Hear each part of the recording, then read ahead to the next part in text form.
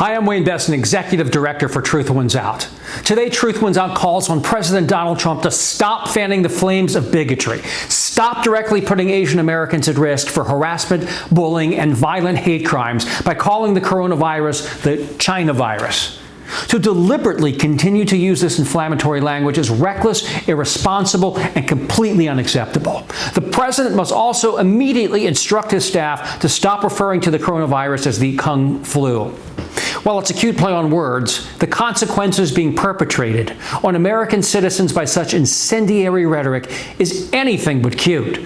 The attacks on Asian Americans are real. They happened a few blocks from my house. They are happening across the country. The solution is for the President of the United States to act presidential. Good luck with that. And protecting all Americans, not just his rural white religious base. This morning, I listened to a coronavirus address by Germany's Angela Merkel. It reminded me of what a real leader sounds like.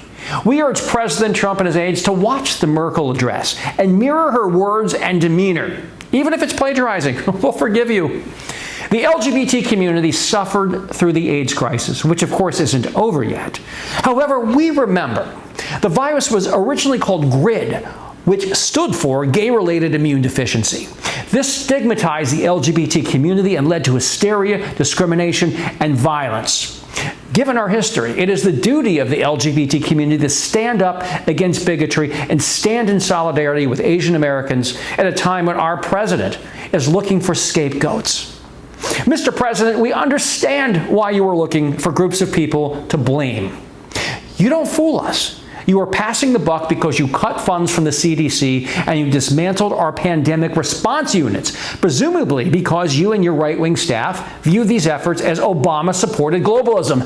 Nothing is more global than fighting pandemics. And now we reap the toxic whirlwind of your antiquated and backward worldview. Now, I'm glad you finally stopped golfing, I think. And I hope you stop obsessing about the stock market and your re-election. Because if you don't get serious and do your damn job, casualties will mount, the economy will collapse, and people will soon forget where the virus originated. They will look at the destruction wrought due to your ignorance, arrogance, and incompetence. And this plague will not so fondly be remembered as the Trump virus. This is Wayne Besson for Truth Wins Out. You can sign up for our YouTube channel at YouTube/Truth Wins Out.